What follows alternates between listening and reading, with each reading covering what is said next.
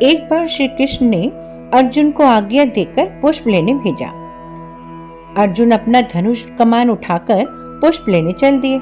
संयोग से वह चलते चलते उसी कदली वन में पहुंच गए जहां हनुमान जी तपस्या किया करते थे।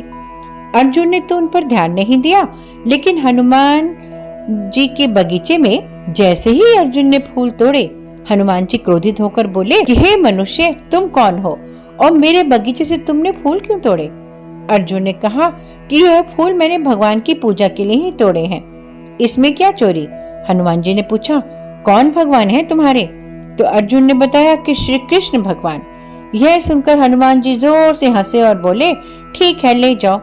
अर्जुन को बहुत बुरा लगा। उन्होंने पूछा कि श्री कृष्ण का नाम सुनकर आप ऐसे क्यों हंसे? हनुमान जी ने कहा कि जिसके भगवान ही चोर हो तो कोई उसे क्या बोले। अब तो अर्जुन को क्रोध आ गया।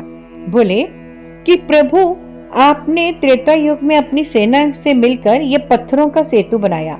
यदि मैं होता तो अकेले ही अपने बाणों से ऐसा सेतु बना लेता कि बिना टूटे उस सेतु से सभी बहुत आराम से उसे पार कर लेते। आपके भगवान श्री राम ने ऐसा सेतु क्यों नहीं बनाया? वह भी धनुष बाण से ऐसा सेतु बना लेते।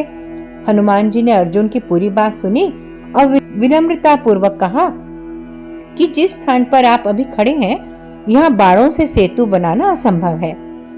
ऐसा सेतु मेरी सेना तो क्या, वो मेरा ही वजन नहीं संभाल पाती। इस पर हनुमान जी को अर्जुन ने चुनौती दी कि अगर उन्होंने बाणों से ऐसा सेतु बना दिया जिस पर हनुमान जी 3 कदम भी चल पाए, तो फिर हनुमान जी को अग्नि में प्रवेश करना होगा, और अगर हनुमान जी के चलने से पुल टूट गया तो फिर अर्जुन अग्नि में प्रवेश कर जाएगा। हनुमान जी ने अर्जुन की चुनौती स्वीकार कर ली और सरोवर पर उनके सामने ही बाणों का सेतु बनाकर तैयार कर दिया। हनुमान जी प्रभु राम का नाम लेकर उस सेतु पर चल पड़े, लेकिन हनुमान जी का पहला कदम पड़ते ही वो सेतु डगमगाने लगा और दूसरे कदम में उस पुल के टूटने की आवाजें आने लगी। तीसरे कदम पर तो सरोवर का पानी ही रक्त जैसा लाल हो गया, लेकिन अर्जुन के कहे अनुसार हनुमान जी 3 कदम चल चुके थे। जैसे ही वो अग्नि में प्रवेश करने वाले थे, वैसे ही वहां पर श्री कृष्ण अवतरित हो गए। उन्होंने हनुमान जी को रोका और बताया कि ये तो पहले कदम में ही टूट जाता, लेकिन मैं कछुए का रूप लेकर इस पुल के नीचे लेटा हुआ था। 2 कदमों के बाद तो ये टूट ही गया था और तीसरा कदम मेरे ऊपर ही पड़ा था, इसलिए सरोवर का पानी लाल हो गया। यह जानकर हनुमान जी को बहुत ग्लानि महसूस हुई और उन्होंने क्षमा मांगी और अपने प्रायश्चित करने का उपाय मांगा। अर्जुन भी यह सब जानकर निराश हो गए और भगवान से क्षमा मांगी।